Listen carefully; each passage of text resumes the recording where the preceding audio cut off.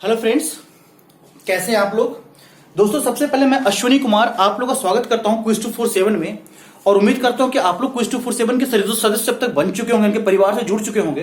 तो दोस्तों, आज जो हम लोग का टॉपिक है, आज हम लोग डिस्कस करेंगे जनरल स्टडीज के लिए जो अधिकतर स्टूडेंट्स का एक प्रॉब्लम रहा है। वो किसके लिए, बैंक हो या एलआईसी हो या सेबी हो या इंश्योरेंस हो, इस टाइप के एग्जामिनेशंस के लिए।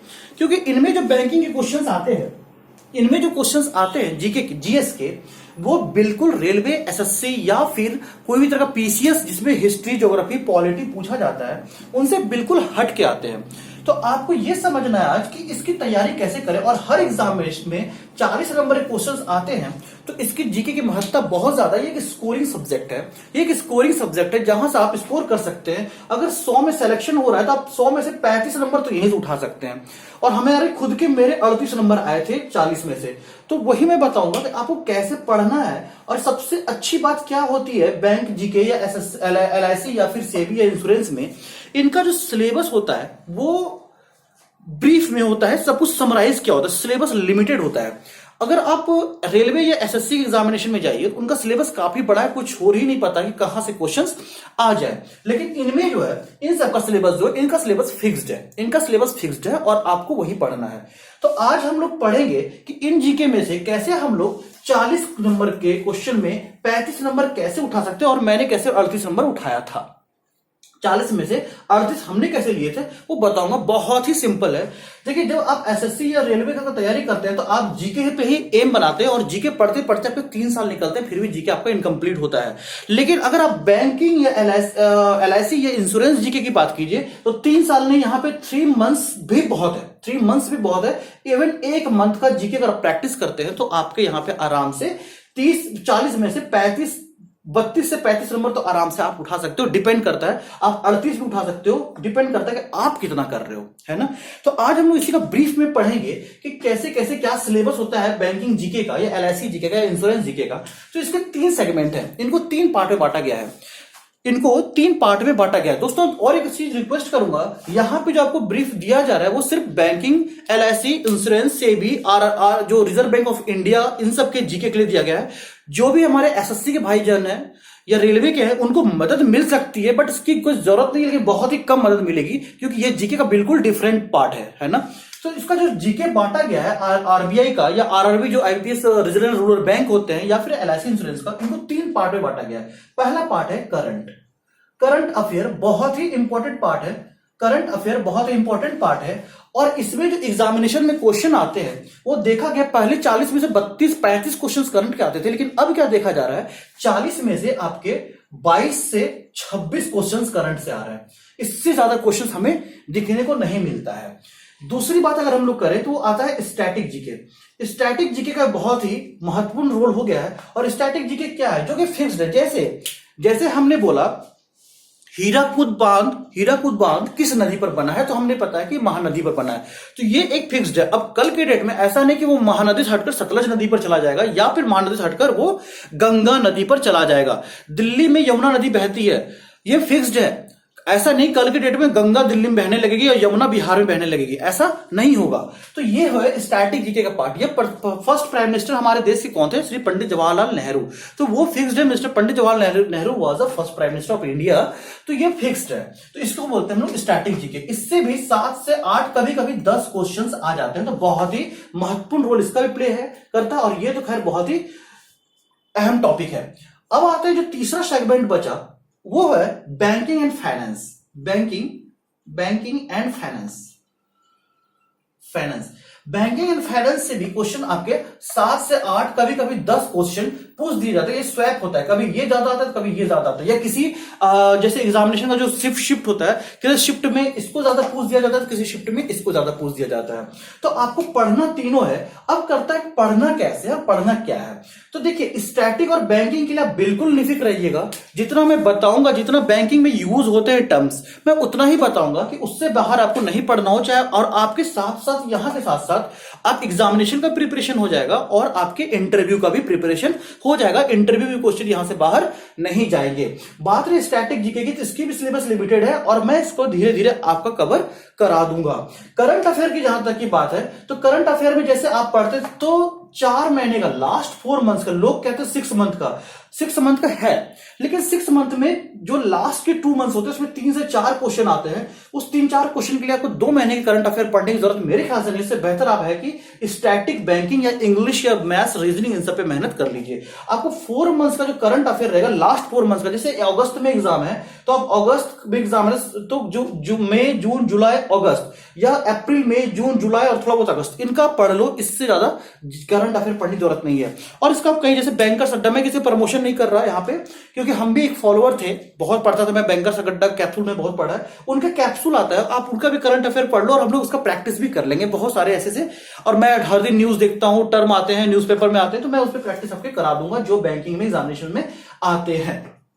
तो आज का ये टॉपिक था कि कैसे कैसे करना है। अब पढ़ना कैसे है वो स्टार्ट करते हैं हम लोग। पहले तो सबसे अहम है कि हम लोग करंट अफेयर कब पढ़ेंगे। करंट अफेयर अभी नहीं पढ़ेंगे। करंट अफेयर कब पढ़ेंगे? करंट अफेयर पढ़ेंगे एग्जामिनेशन के 20 दिन पहले से। फिर से सुनना, करंट अफेयर की प्रैक्टिस होगी एग्जामिनेशन के 20 दिन पहले से, और हर दिन हम लोग आधे घंटे का रिवीजन कर लेंगे।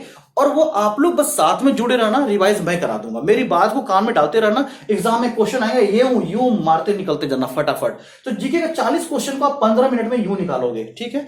और 30-35 नंबर उठाना, 32 नंबर उठाना कोई बड़ी बात नहीं है, बहुत आसान, बहुत आसान है। बैंकिंग की एसएससी में थोड़ा मुश्किल होता है। तो चलिए देखते हैं आज का जो टॉपिक हम लोग डिस्कस करने जा रहे हैं वो है फाइनेंशियल इंस्टीट्यूशन या फाइनेंशियल कंपनी। फाइनेंशियल कंपनीज क्या होती है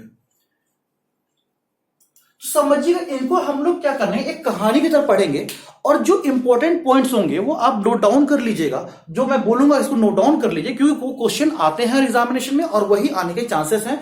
आपको कहानी के लिए इसलिए बताऊंगा कि आपकी चीजें क्लियर हो और इंटरव्यू वायर को आप अच्छे से समझा सकिए। आपको बिल्कुल भी घबराने वाली बात नहीं है। दोस्तों एक चीज और बताना चाहूंगा कि जब आप लोग क्लास करेंगे तो आपको क्विज 247 में सिर्फ बैंकिंग के अलावा एसएससी का ये स्पेशल जीके क्लास है, जिसमें जो बार बार रिपीट क्वेश्चन हो रहा है उसके 25-25 सेट आप जाके देख सकते हैं। बहुत अच्छे अच्छे क्वेश्चन बार बार वो एग्जामिनेशन आए हैं। साथ ही इंग्लिश का भी वहां पे प्रिपरेशन चल रहा है। तो क्विज 247 से जुड़ना जरूर पसंद करें, आपको बहुत ही फायदा मिलेगा। तो अब आते हैं हम लोग अपने मुद्दे पे और स्टार्ट करते हैं क्विज 247 का पहला क्लास आज का, general studies banking finance examination के लिए या फिर आपके इंश्योरेंस, सेबी, आरबी और आरबीआई, इन सब के लिए। तो सबसे पहले ये जानिए फाइनेंशियल कंपनीज क्या होती है। ये बहुत ही इंपॉर्टेंट पॉइंट है, फाइनेंशियल कंपनीज क्या होती है। उसके बाद हम लोग पढ़ेंगे बैंक क्या होता है, बेसिक जानना जरूरी है, या फिर इंश्योरेंस कंपनीज, या फिर आपके एनबीएफसी, ये सब क्या होते हैं, ठीक है। इंश्योरेंस कंपनीज क्या होती हैं, ये सब हम लोग पढ़ेंगे। तो सबसे पहले हम लोग स्टार्ट करते हैं फाइनेंशियल कंपनी या फिर फाइनेंशियल इंस्टीट्यूशन, दोनों सेम ही है। तो देखिए फाइनेंशियल कंपनीज से जब बात आई तो सबसे पहले टर्म यहां पे क्या आया, फाइनेंशियल, यानी इसमें फाइनेंस एक टर्म आया। क्या आया? फाइनेंस एक टर्म आया। तो सबसे बड़ी ये जाना है फाइनेंस का मतलब क्या है, यानी वित्त। फाइनेंस, पैसे की बात हो रही है, इकोनॉमी की बात हो रही है, वित्त की बात हो रही है। वित्त ही बोलते हैं फाइनेंस को हिंदी में। तो जो भी पैसे का, सबसे पहले पैसा कहां से था? पैसा कंपनी क्या होता है इंडिया में, जैसे इंडिया की बात करें तो पैसे क्या होता है, यहां पे नोट को छापे जाते हैं, है ना। और ये आरबीआई की गाइडलाइन से होता है। सब आगे हम लोग पढ़ेंगे।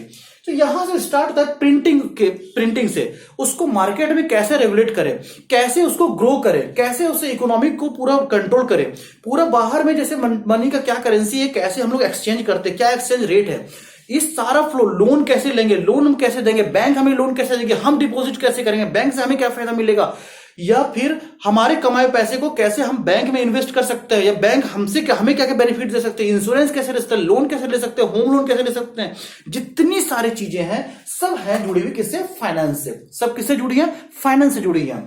और अभी बात करें हम लोग फाइनेंशियल कंपनीज की, तो वैसे कंपनीज जो कि कंपनी एक्ट 1956 के अंडर रजिस्टर्ड हुआ है, समझिएगा। वैसे कंपनीज जो कंपनी एक्ट 1956 के अंडर रजिस्टर्ड हुआ है, वो सब है फाइनेंशियल कंपनीज, ठीक है। तो 1956 तो क्वेश्चन आ जाता है कि फाइनेंशियल कंपनीज जो भी हैं वो किस एक्ट के तहत रजिस्टर्ड हुए, वो किस एक्ट के तहत जाने जाते हैं, ये क्वेश्चन आता है। तो आपको उसका सवाल सही जवाब है कंपनी एक्ट 1956। तो कंपनी जो फाइनेंशियल इंस्टीट्यूशन या फाइनेंशियल कंपनीज होती हैं उसको किस एक्ट के तहत रजिस्टर किया गया है, वो है कंपनी एक्ट 1956। ये आप नोट डाउन कर लीजिए, एग्जामिनेशन में कई बार आ चुका है और इसमें कई बार सेट में भी ये क्वेश्चन आपको मिलेगा। तो पहला पॉइंट ये था। अब तो हम समझ गए फाइनेंशियल कंपनीज क्या है। फाइनेंशियल कंपनीज क्या है कि वो कंपनीज जिसको कंपनी एक्ट 1956 के तहत अधिकृत किया गया है, रजिस्टर्ड किया गया है, उनको हम लोग बोलते हैं फाइनेंशियल कंपनी, जो पूरा फाइनेंस का फ्लो देखती है। अब इसके अंदर क्या आता है वो देखते हैं। अब उसके अंदर क्या आता है, इसके अंदर आता है सबसे पहले बैंक। सबसे पहले आता है बैंक। बैंक के बाद आता है हमारा एनबीएफसी। सब आपको बताएंगे, आप बिल्कुल मत घबराइएगा। तीसरा आता है हमारा इंश्योरेंस। अब क्या आता है, ये तीन चीज क्यों आई? अब तीनों का डेफिनेटली इसके बहुत सारे रोल्स होंगे। इस रोल्स को सेग्रेट करने के लिए एक ये बताइए, आप घर में जाते हैं तो घर में क्या होता है? घर में बहुत सारे काम है। आपको लाइवलीहुड जीने के लिए आपको क्या होता है? आप उठते हो, सुबह फ्रेश होते हो, कपड़े गंदे होते हैं, खाना खाते हो, बाहर कमाने जाते हो, तो घर में क्या होते हैं? माँ बहन होती हैं जो हमारे घर के कपड़े धोती हैं, घर का काम करते हैं, खाना खिलाती हैं, बनाती हैं। हमारे पापा मम्मी क्या करते हैं? पापा क्या करते हैं? वो हमारे घर से, ये बड़े भाई क्या होते हैं? भाई अर्निंग का जो बाहर से कमा के लाना है वो उनकी जिम्मेदारी है। तो इस तरह से क्या है, चीजें बनी पड़ी हैं, बटी पड़ी है। तो उसी तरह से इनके बहुत सारे रोल्स हैं। तो क्या किया है कि कुछ रोल्स बैंक को दे दिया गया कि भाई आप मॉनिटर करेंगे, कुछ रोल्स एनबीएफसी को दे दिया गया है, बिल्कुल मत घबराइएगा, सब बताएंगे क्या है। कुछ रोल इंश्योरेंस कंपनी दिया गया। एक जिंदगी में इंसान को क्या चाहिए होता है? वो पैसा कमाता है, पैसा कमा के जिंदगी जीता है, जिंदगी जी के कहीं इन्वेस्ट करता है, जरूरत पड़ती तो कहीं से लोन लेता है, हर तरह के हेल्थ के लिए इंश्योरेंस कराता है, हेल्थ इंश्योरेंस कराता है या फिर लाइफ का इंश्योरेंस कराता है, जितनी भी इंश्योरेंस आती हैं, बाइक इंश्योरेंस कराता है, कार इंश्योरेंस कराता है, होम इंश्योरेंस कराता है ना।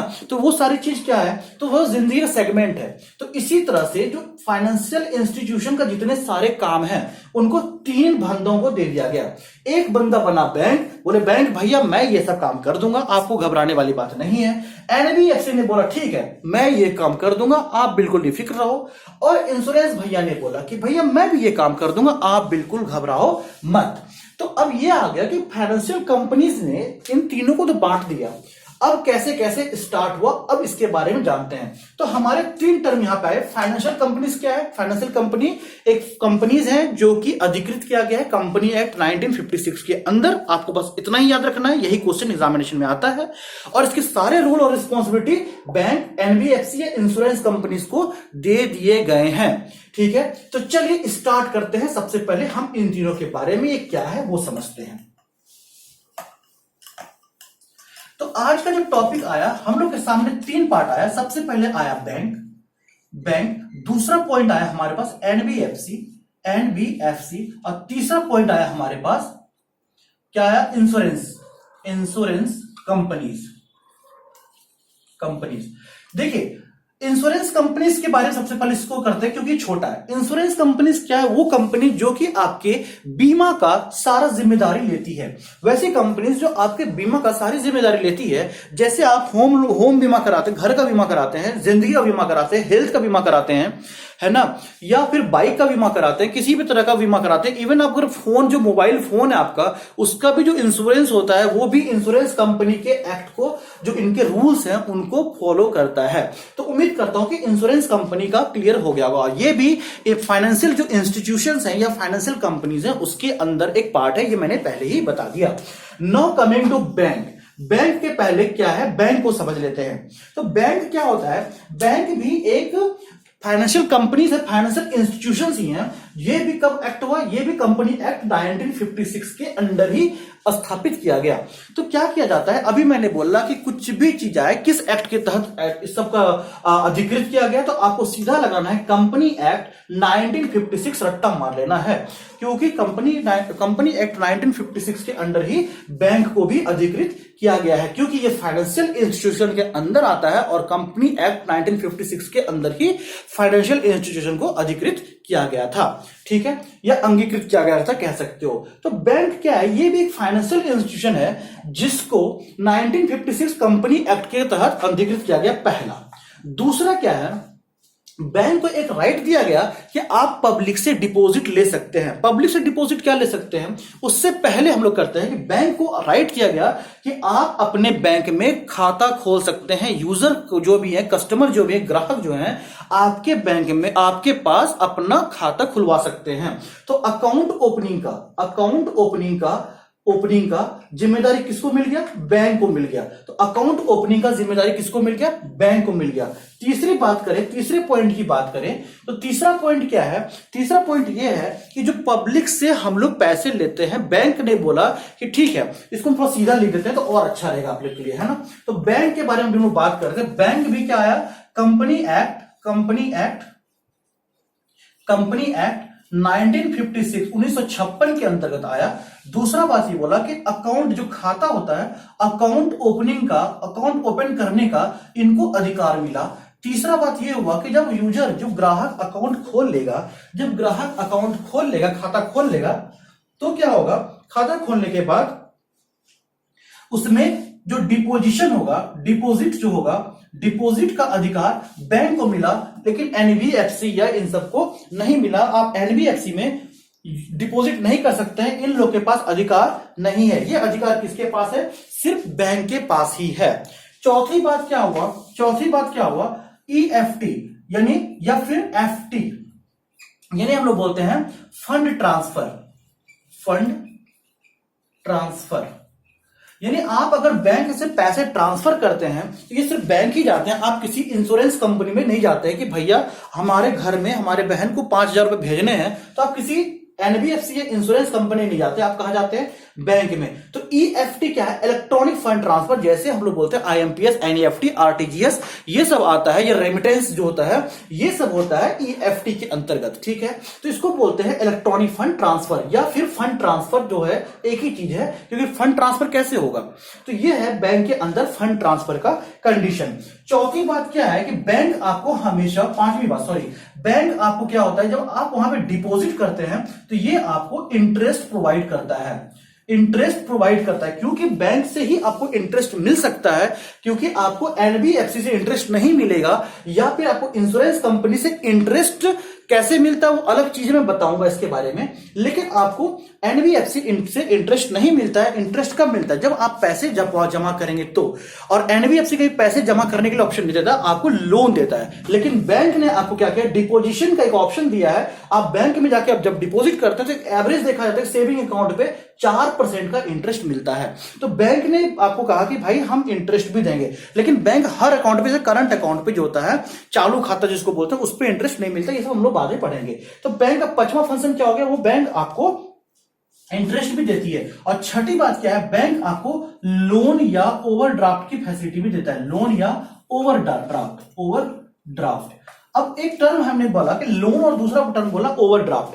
क्या होता है लोन और क्या होता है ओवरड्राफ्ट? लोन होता है कि आपके पास, आपके कैपेबिलिटी के तौर पर, अगर आपके पास घर है या कुछ ऐसा प्रॉपर्टी, या आपकी नौकरी बहुत अच्छी है, तो आपको बैंक कहती है कि आपके हर तरह की कंडीशन को देखते हुए, आपके स्टेटस को देखते हुए बैंक कहती है कि ठीक है हम आपको इतना तक का लोन, आपके क्या कह सकते हैं, एक तरह से सिविल एक स्कोर होता है, उसके तरह देख के कहती है कि आपको हम इतना का लोन दे सकते हैं। तो ये बैंक आपको डिसाइड करके लोन दे सकती है। ये जो ओवरड्राफ्ट फैसिलिटी है, ओवरड्राफ्ट क्या होता है? ये बेसिकली जो होते हैं, करंट अकाउंट जो कंपनीज के लिए होता है, तो उनपे क्या होता है कि अगर आपके पास पैसे नहीं है आपके अकाउंट में, फिर भी बैंक क्या करती है, 24 घंटे के लिए आपके अकाउंट में पैसे नहीं भी हैं, लेकिन आपको कुछ पैसे आपका होता है कि भाई हम इतना पैसे आपको दे सकते हैं। जैसे एक छोटे कंपनी को स्टार्ट हुआ जिसका कोई भी मार्केट में वैल्यू उतना नहीं है, और एक एग्जांपल के लिए टीसीएस कंपनी लेते हैं, तो टीसीएस को बैंक तो लाखों रुपए दे सकती है, करोड़ों रुपए दे सकती है अपने उनके भरोसे उधार के तौर पर।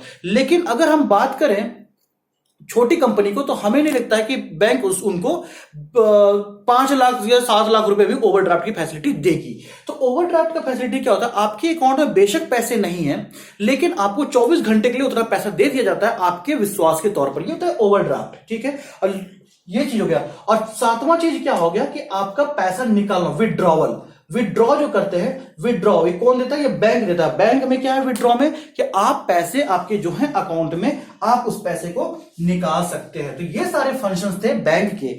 और एक 7वां के बाद एक 8वां फंक्शन है चेक एंड डीडी। ये चेक एंड डीडी का भी इश्यूज करता है। चेक और जो डीडी मतलब डिमांड ड्राफ्ट होता है वो भी रेस करता है। ये सारी चीजें थी बैंक के बारे में। तो अब लिखना क्या पॉइंट है वो देख लीजिए। लिखना ये है कि बैंक के जो फंक्शन है, सबसे पहले आपको लिखना है कि बैंक कैन इशू, ये इंटरव्यू के लिए बहुत ही इंपॉर्टेंट है। ये आपको एग्जामिनेशन में फिर आपको सिर्फ ये आएगा काम में, और डिपॉजिट ईएफटी के बारे में हम लोग पढ़ेंगे डिटेल में, ये एग्जामिनेशन में आएगा। लेकिन आपको ये कंसेप्ट रखना है ताकि आप इंटरव्यू में हेल्प कर पाइए। तो आपको बेसिकली ये रखना है कि बैंक डिपॉजिट के लिए सपोर्ट करता है, लोन के लिए करता है, ईएफटी हम बैंक से करते हैं। और बैंक में क्या हुआ है कि कंपनी एक्ट 1956 के तहत ही बैंक आता है। नाउ कमिंग टू एनबीएफसी, हम लोग अब पढ़ेंगे एनबीएफसी क्या है, नॉन बैंकिंग फाइनेंस कंपनी क्या होता है। बैंक के बारे में पढ़ लिए, अब हम लोग पढ़ेंगे एनबीएफसी। इसको बोलते हैं नॉन बैंकिंग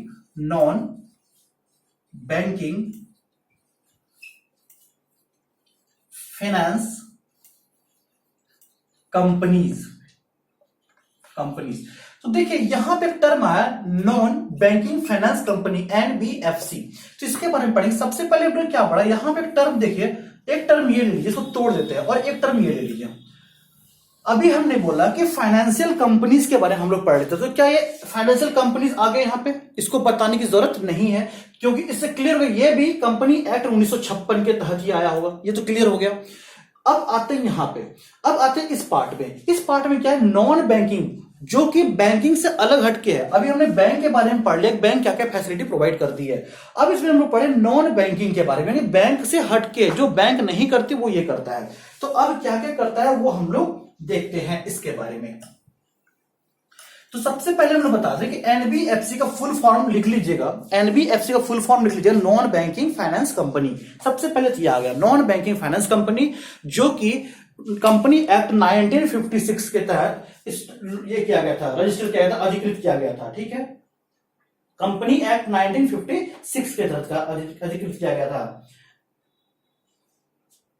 अब आता है सबसे पहली बात, एनबीएफसी अगर नॉन बैंकिंग है तो क्या कर नहीं सकता। सबसे पहली बात क्या है, ये यूजर से डिपॉजिट नहीं ले सकता, यानी कस्टमर से कह सकते हो आप, कस्टमर से डिपॉजिट ये नहीं ले सकता, डिपॉजिट नहीं ले सकता। जब कस्टमर से डिपॉजिट नहीं ले पाएगा तो आमतौर की बात है कि ये किसी भी तरह से आपको लोन प्रोवाइड नहीं कर पाएगा। जैसे बैंक के बारे में बताते हैं, ये लोन प्रोवाइड कर सकता है, इंटरेस्ट प्रोवाइड नहीं कर पाएगा, क्योंकि इंटरेस्ट कब मिलेगा, जब आपके पैसे यहां पर जमा हो। दूसरी बात क्या है कि आपको एनबीएफसी क्या करते हैं, ये भी 1956 कंपनी एक्ट 1956 के तहत आता है। तीसरी बात क्या है, नॉन बैंकिंग फाइनेंशियल कंपनी जो है, नॉन बैंकिंग फाइनेंशियल कंपनी जो है ये इन्वॉल्व होती है स्टॉक में, बॉन्ड में। ठीक, यानी कह सकते हैं कि शेयर मार्केट में या फिर फाइनेंशियल मार्केट जो होता है, इनके बारे में हम लोग पढ़ेंगे। मार्केट में इनका इन्वॉल्वमेंट है। एनबीएफसी का किसमें इन्वॉल्वमेंट है, स्टॉक में या बॉन्ड में, यानी शेयर मार्केट या फिर फाइनेंशियल मार्केट में इनका इन्वॉल्वमेंट है। अब आगे बढ़ते हैं। जैसे अब क्या है कि जैसे ये डिपॉजिट नहीं ले सकता, उसी तरह से बैंक के पास अब जाइएगा चेक बनवाने के लिए या डीडी बनवाने के लिए तो बैंक बना देगी, लेकिन एनबीएफसी जो होती है वो चेक या डीडी नहीं बना सकता। ये चेक या डीडी नहीं बना सकता। ठीक है, चेक या डीडी नहीं बना सकता।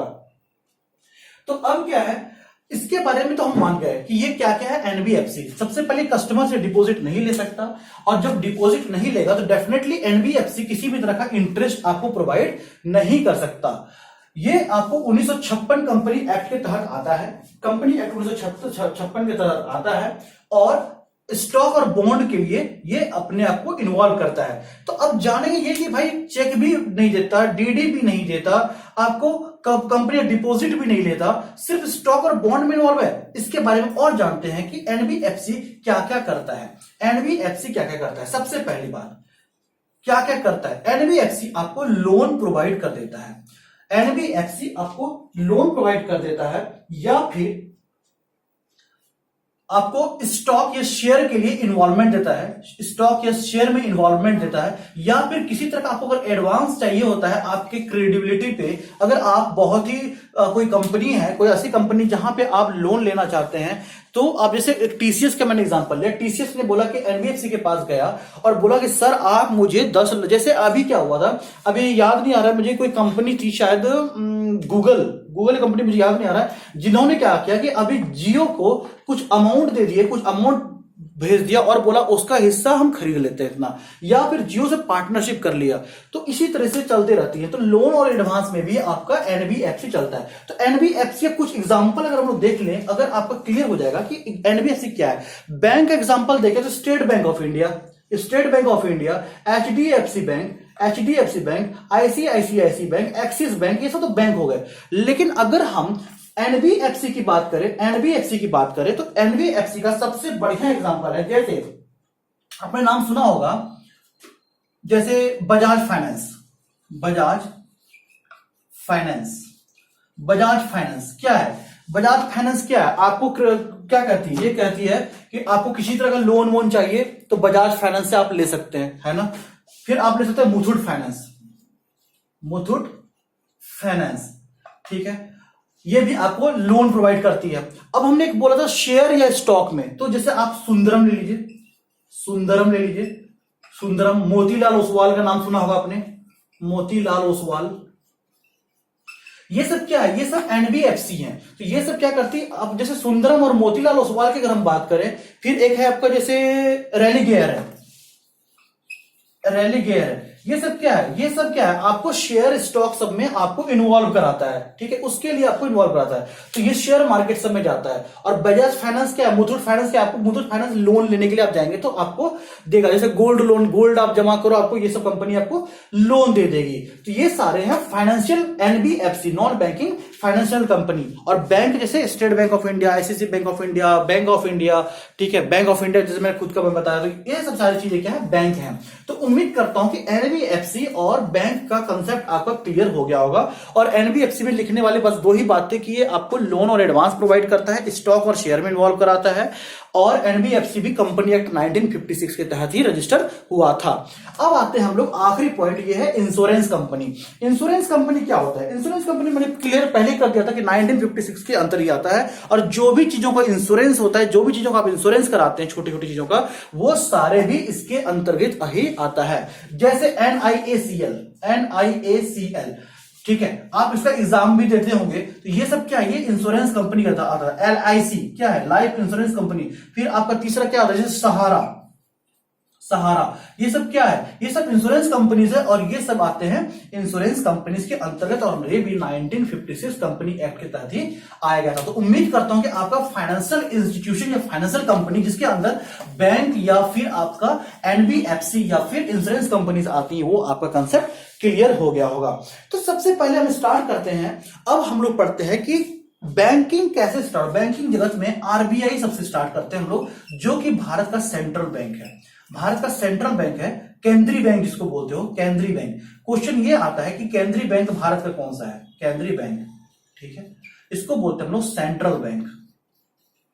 एक देखो, एक सेंट्रल बैंक ऑफ इंडिया तो बैंक ही है, एक नेशनलाइज्ड बैंक है सेंट्रल बैंक ऑफ इंडिया, वो तो है ही, लेकिन भारत का किसी कंट्री का जो सेंट्रल बैंक है वो है आरबीआई, जिसको बोलते हैं reserve bank of India, reserve bank of India, ठीक है, रिजर्व बैंक ऑफ इंडिया। तो सबसे पहले हम लोग आरबीआई के पढ़ लें कि आरबीआई कैसे आया। कैसे?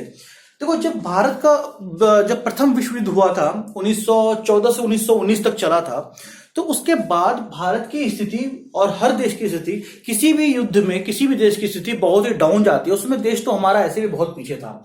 तो जब हमारा आरबीआई आया, उसके पहले क्या हुआ, भारत प्रथम विश्व युद्ध के दौर से गुजर चुका था, और कहीं ना कहीं 1939 में दूसरा विश्व युद्ध भी हुआ था। तो उसके पहले की बात है, जब भारत की स्थिति बहुत बुरी हो गई, तो सबने डिसाइड किया, जो हमारे इकोनॉमिस्ट थे, इन लोगों ने डिसाइड किया कि क्यों ना भारत की अर्थव्यवस्था के लिए एक रोड मैप, एक रीढ़ की हड्डी तैयार की जाए, एक रास्ता तैयार किया जाए। तो उसी लिए 1926 में गठन हुआ। तो 1926 में एक मीटिंग हुई, और उस मीटिंग को हम लोग क्या बोलते थे? Hilton young commission. आप इनका नाम सुनेंगे, हिल्टन यंग कमीशन सुना होगा आपने नाम, ठीक है। तो उस समय क्या था कि ब्रिटिश राज था इंडिया के ऊपर। तो मैं तो पहले इसको साफ कर देता हूं, फिर हम लोग आरबीआई के बारे में पढ़ते हैं। तो रिजर्व बैंक ऑफ इंडिया क्या है, 1926 ईस्वी में RBI, reserve bank of India, ठीक है।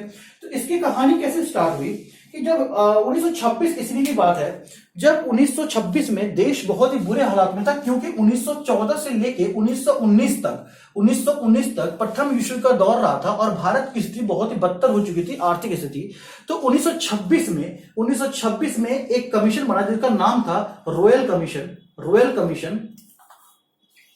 कमीशन या फिर Hilton young commission, Hilton young commission, young YOUNG है, ठीक है, young commission YOUNG, young commission. तो एक पॉइंट यहां पे भी आप लिखेंगे, क्या है कि हिल्टन यंग कमीशन या रॉयल कमीशन में इसका वर्णन हुआ, पूरा डिस्क्रिप्शन हुआ, डिस्क्राइब किया गया कि हम लोग ऐसा करते हैं, एक केंद्रीय बैंक बनाते हैं जो कि भारत की इकोनॉमिक को, भारत के फाइनेंशियल कंडीशन को पूरा मॉनिटर करेगा, पूरा देखेगा। तो वही हुआ 1926 में 1926 में ये रॉयल कमीशन, ये हिल्टन कमीशन आया, जो कि आरबीआई के बारे में, जिसमें वर्णन किया गया, आरबीआई के बारे में वर्णन किया गया।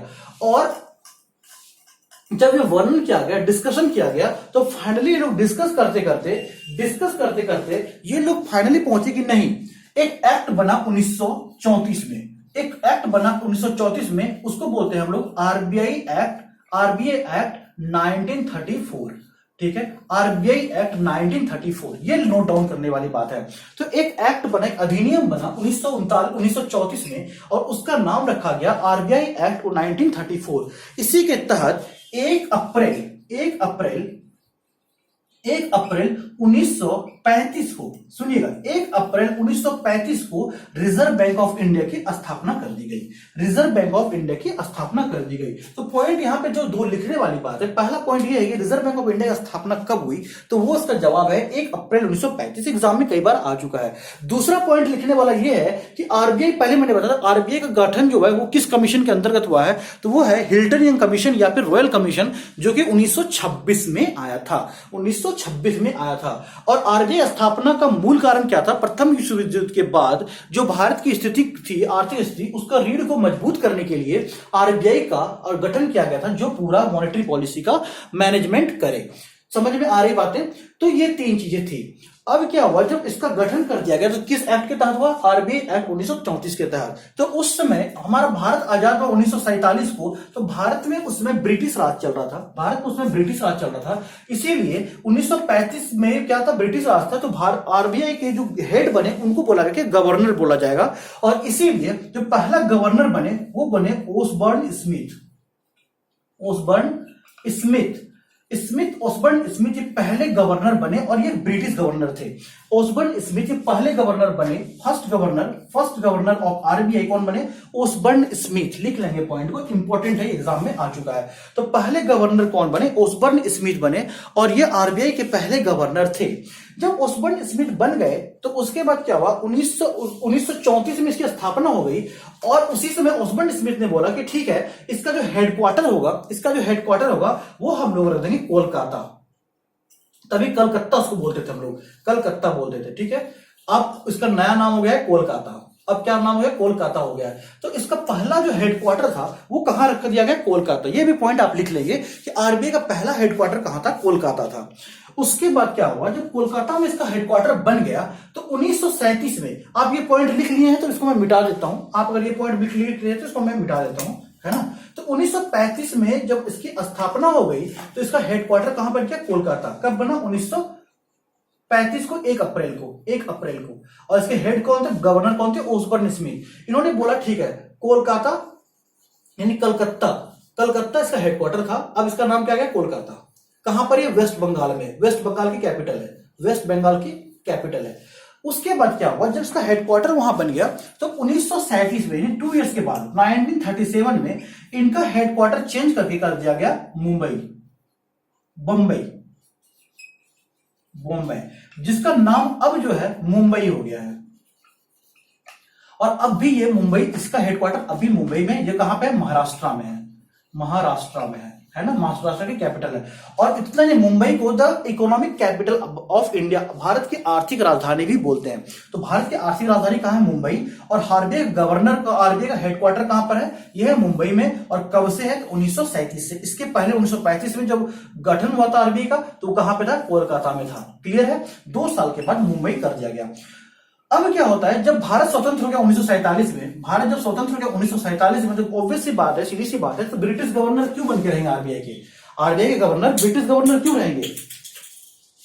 आरबीआई गवर्नर ब्रिटिश गवर्नर तो नहीं रहेंगे। तो उन्होंने क्या डिसाइड किया कि चलो अब भारत के गवर्नर को, आरबीआई गवर्नर को चेंज करो, और भारत गवर्नर, आरबीआई का जो गवर्नर होगा वो अब हो गया चेंज। और वो कौन बन गए? वो बन गए सी डी देशमुख।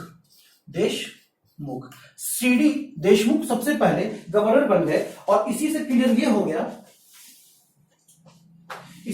ये हो गया कि स्वतंत्र भारत के पहले आरबीआई गवर्नर कौन बन गए? सीडी देशमुख। स्वतंत्र जो इंडिपेंडेंट इंडिया हुआ उसके पहले गवर्नर कौन बन गए?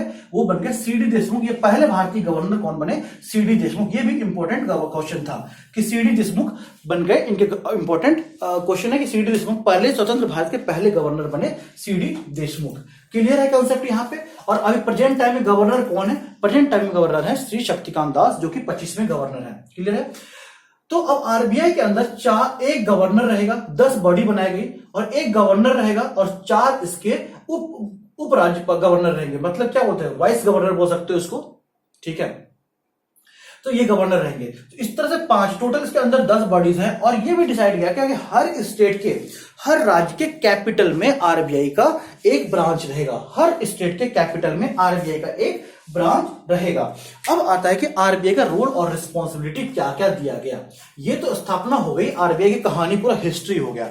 अब हम लोग पढ़ेंगे कि आरबीआई को बनाया क्यों गया, इसका रोल और रिस्पॉन्सिबिलिटी क्या था। इसका रोल एंड रिस्पॉन्सिबिलिटी क्या था? रोल और रिस्पॉन्सिबिलिटी आरबीआई क्या था। अब इस पे हम लोग डिस्कशन करेंगे कि रिस्पॉन्सिबिलिटी और रोल क्या था। देखिए, सबसे पहली बात एक चीज वहां पे जाननी जरूरी है कि 1947 में जब आरबीआई का गठन, ये भारत आजाद हो चुका था, तो 1949 को 1 जनवरी 1949 को, ध्यान दीजिएगा, 1 जनवरी 1949 को आरबीआई का नेशनलाइजेशन, जिसको वो राष्ट्रीयकरण बोलते हैं, वो हो गया था। और एक क्वेश्चन यहां पर लिखिएगा, जो पेड अप कैपिटल थी जिससे स्टार्ट किया गया था, पेड अप कैपिटल बोलते हैं उसको, कि आरबीआई जब स्टार्ट किया गया था उसके पास पूंजी कितनी थी? तो वो पूंजी थी 5 करोड़ रुपए। 5 करोड़ रुपए पूंजी थी। पेड अप कैपिटल बोलते हैं। जब आरबीआई का स्थापना स्टार्ट किया गया था, आरबीआई शुरुआत की गई, तो आरबीआई पास पूंजी कितनी थी? पेड अप कैपिटल क्या था? पेड अप कैपिटल था इसका 5 करोड़ रुपए। और इसका नेशनलाइजेशन, राष्ट्रीयकरण कब किया गया? 1 जनवरी 1949 को। तो ये सारे पॉइंट्स थे। अब हम लोग रोल ऑफ रिस्पॉन्सिबिलिटी पढ़ेंगे। तो सबसे पहले इसका रोल और रिस्पॉन्सिबिलिटी है, जो भी फाइनेंशियल कंपनीज हैं, लेकिन फाइनेंशियल कंपनीज में 3 कंपनीज आ गए थे, जैसे एनबीएफसी आया था और बैंक आया था, और तीसरा इंश्योरेंस कंपनी आए थे। तो इंश्योरेंस को हटा दीजिए, जो एनबीएफसी आते हैं, एनबीएफसी, और जो बैंक्स आते हैं, जो जितने भी बैंक हैं, चाहे प्राइवेट हो, चाहे ग्रामीण बैंक हो, चाहे नेशनलाइज्ड बैंक हो, सारे का जो हेड रहेगा, पिताजी है, वो है आरबीआई। सारे किसके अंदर आते हैं? आरबीआई के अंदर आते हैं। यानी कोई भी तरह का कॉमर्शियल बैंक या फिर कोई भी नॉन बैंकिंग फाइनेंस कंपनी है, वो जो काम करेगी वो आरबीआई के गाइडलाइन के अनुसार काम करेगी। अगले चीज पर आते हैं, जो भी देश के अंदर फाइनेंस का पूरा सुपरविजन होगा, जो सुपरवाइजरी बॉडी होगा, जो सुपरवाइजर होगा, चाहे वो किसी तरह का फाइनेंशियल टर्म हो, किसी तरह का फाइनेंशियल ट्रांजैक्शन हो, या फाइनेंशियल किसी भी तरह का आर्थिक नीति हो, कुछ भी हो, उसमें आरबीआई का इन्वॉल्वमेंट होगा। और आरबीआई जो है कंप्लीटली अब भारत गवर्नमेंट ऑफ इंडिया के अंतर्गत आ चुका है। दूसरी बात यह होगी कि जो भी देश के अंदर मॉनेटरी पॉलिसी होगी, मॉनेटरी पॉलिसी के अंदर क्या आता है? जितने भी तरह के रेट आते हैं, इसके बारे में हम अगले क्लास में डिस्कस करेंगे। मॉनेटरी पॉलिसी के बारे में अगले क्लास में डिस्कस करेंगे। जैसे कौन से रेट आते हैं? रेपो रेट आते हैं, रिवर्स रेपो रेट आते हैं, बैंक रेट आते हैं, एमएसएफ आता है, एसएलआर आता है, जितने भी आते हैं, सीआरआर आता है, जो भी टर्म्स है इसके अंदर हम लोग अच्छे से नेक्स्ट क्लास में इसके बारे में बात करेंगे। तो इसके बारे में जो भी है मॉनेटरी पॉलिसी, या फिर बैंक में जो आपको इंटरेस्ट रेट मिलता है, या फिर आपको जो बैंक लोन देती है, तो वो सब बेस रेट जिसको बोलते हैं कि इससे कम पे आप लोन नहीं दे सकते, ये सारे कुछ डिसाइड करने का अधिकार किसको मिल गया? आरबीआई को, कि आरबीआई सब तरह का रेट को डिसाइड कर सकती है पूरा।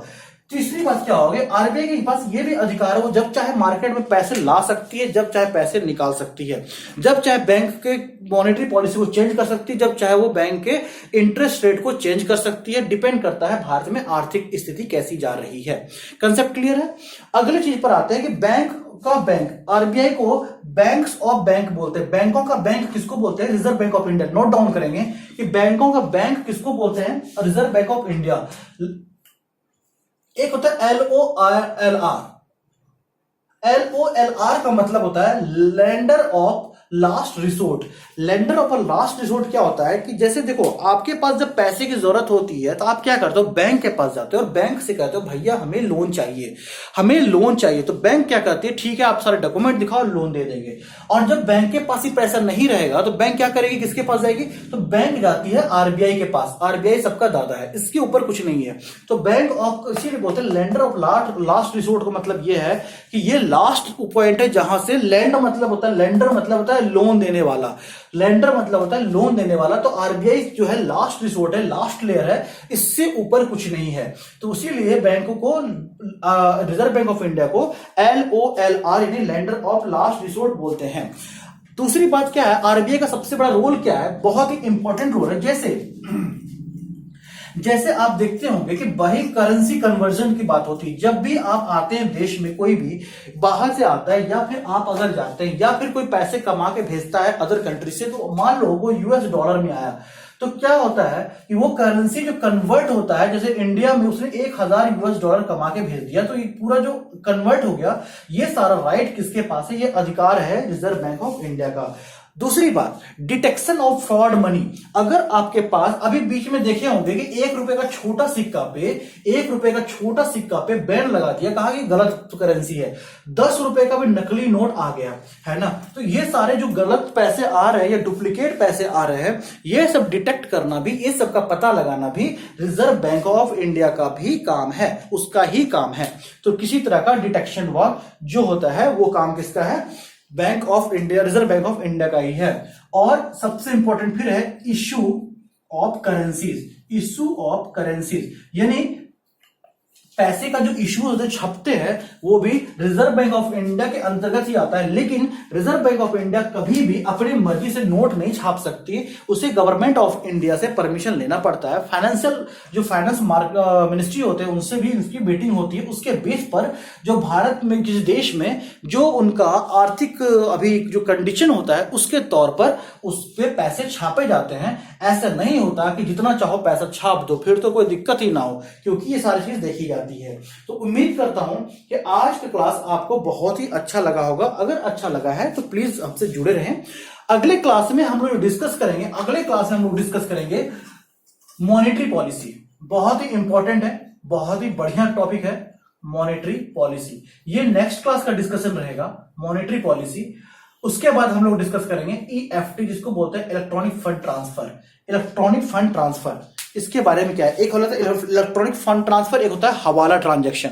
हवाला ट्रांजैक्शन क्या होता है? इसमें आपको पैसे को कैश में ट्रांजैक्शन होता है, जैसे जिसमें काला बाजारी भी शामिल होते हैं। जैसे उसमें क्या होता है, हवाला ट्रांजैक्शन जब भी होता है, जैसे आप अदर कंट्री में जॉब करते हैं या अदर कंट्री के साथ आपका बिजनेस है किसी कंपनी में, वो मान लो यूनाइटेड स्टेट या चाइना में वो कंपनी है, और आपने उनसे 20 लाख का काम कर लिया, 50 लाख का काम कर लिया। उससे भी आपने जब काम हो गया तो सारे पैसे को आप बैंक से ट्रांसफर नहीं कर लिए, आप क्या किए, बैग में कैश भरे और जाके सारे उस कंपनी के मालिक को, मैनेजर को, जो भी देना है, जैसे भी है, आपने उनके हाथ में सौंप दिया कि भैया ये लो अपना धंधा। इससे क्या हुआ कि आपके गवर्नमेंट की नजर पे वो पैसे नहीं आते हैं और वो काला बाजारी के सेंस में चला जाता है। उसको बोलते हैं हम लोग हवाला ट्रांजैक्शन, जिसके अंतर्गत पैसे दिखते नहीं, कैश टू कैश ट्रांसफर होता है, और बैंक ट्रांसफर जैसे अदर कंट्री में रेमिटेंस होता है, तो वो चीज नहीं होता।